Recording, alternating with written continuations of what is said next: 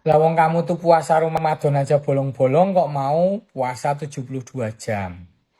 Jadi jangan melakukan sesuatu ikutin tren tetapi yang terlalu ekstrim. Tubuh manusia itu mengalami pengkondisian. Keseimbangannya itu terbentuk melalui latihan, kebiasaan setiap hari.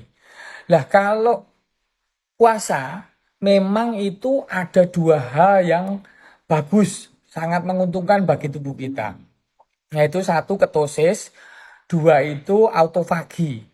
Pada saat terjadi ketosis yang pertama tadi, tubuh itu menggunakan cadangan lemaknya yang ada ditumpuk di bawah kulit, di paha, di perut, di sekitar ataupun di dalam organ, misalnya di hati, di sekitaran ginjal, penggantung usus dan lain-lain untuk dibakar untuk di sebagai BBM untuk kalori tubuh, untuk bahan bakar sel di tubuh. Nah, itu berbeda dengan kalau kita tiap hari makan. Itu bahan bakarnya langsung dari makanan yang diserap dari usus. Bahan bakar utamanya glukosa. Nah, kalau ini bahan bakarnya dari cadangan lemak di tubuh kita. Ini lebih bagus karena menyeimbangkan kelebihan kalori yang ada di dalam tubuh. Dan demikian juga berguna untuk yang lain juga. Misalnya untuk sensitivitas insulin. Ini untuk mencegah diabetes. Karena kalau diabetes itu terjadi resistensi insulin. Jadi ada bagusnya memang. Terus yang kedua, autofagi. Autofagi itu istilah yang merujuk pada sel itu memakan dirinya sendiri. Jadi ketika dalam kondisi perut kosong lama, sel-sel itu juga ikut kelaparan. Nah, ketika sel-sel itu kelaparan, sel-sel itu akan mendegradasi dirinya sendiri dan kemudian mendaur ulangnya. Bahan-bahan hasil daur ulang itu ya protein ya, asam nukleat, asam amino itu untuk diregenerasi untuk sel baru. Itu bagus. Ya. Jadi puasa itu memang simpulannya bagus. Tetapi apakah itu puasa yang dengan jendela perut kosong, jendela makan itu 16 jam atau berapa jam atau berapa jam. Tapi kalau 72 jam tentunya harus kondisi yang memang harus mendapatkan panduan dokter atau paling nggak ahli nutrisi gizi. Karena ada beberapa yang memang harus mendapatkan perhatian. Kan pada saat puasa ini kan minum air putih terus boleh kalau yang 72 jam. Tapi kan asupan yang lain yang menyangkut elektrolit dan kemudian kan zat gizi yang lain kan berkurang otomatis. Sedangkan misalnya orang punya gangguan ginjal misalnya. Ya, itu juga harus mendapatkan perhatian khusus.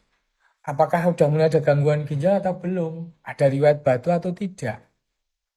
Terus kemudian misalnya ada gangguan anemia. Orang anemia ya jangan puasa. Atau hamil, misalnya hamil pada trimester tertentu, misalnya hamil awal, trimester 1-2 ya jangan. Apalagi gangguan jantung misalnya, ada aritmia, ya itu nggak boleh. Karena itu menyangkut dengan keseimbangan elektrolit. Kan yang memberikan jantung berdenyut itu kan setrum. Nah, elektro itu berhubungan dengan setrum jantung itu. Nah, kalau ada aritmia ya nggak boleh puasa. Nah, terus secara psikologis, orang yang puasa itu juga cenderung daya pikirnya kalau nggak terbiasa loh ya, jadi lemot, jadi gampang stres. Itu kalau nggak terbiasa. Dan juga yang punya gangguan lambung, yang sering kambuh, lah itu akan menimbulkan ketidakteraturan produksi asam lambung. Kalau tidak melalui latihan dulu loh ya, kalau melalui latihan orang puasa itu sebagian besar malah cenderung asam lambungnya jadi teratur. Jadi silahkan kalau mau mencoba, tapi mestinya dengan latihan dulu. Misalnya berselang 2 hari sekali kamu puasa, puasa biasa aja atau dengan jamnya rentang kosong perutnya itu 16 jam misalnya. 2 hari sekali aja atau Senin Kemis saja. Ketika udah terbentuk seperti itu dan berat badanmu kok membaik, kondisi kesehatanmu membaik, kalau mau mencoba yang 72 jam silakan. Karena kan kamu nggak ada gangguan organ dalam, cuma kamu kegemukan aja.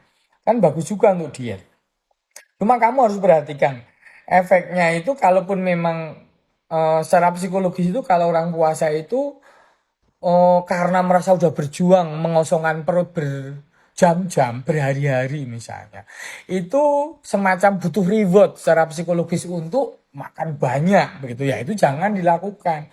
Itu akan bikin perut sakit dan malah nggak jadi tujuan puasanya. Dan efek yang terjadi kamu harus perhatikan. Pusing mual itu sering terjadi pada orang yang puasa. Kemudian mungkin gangguan pencernaan, susah BAB, itu bisa terjadi. Terus kemudian gangguan tidur. Lalu yang terkait dengan elektrolit tadi bisa terjadi lemes otot atau malah kram otot. Ya itu harus kamu perhatikan. Jadi melalui latihan dulu boleh. Tapi kalau memang nggak mampu jangan dipaksakan. Tubuh itu jangan dipaksa, tapi diseimbangkan.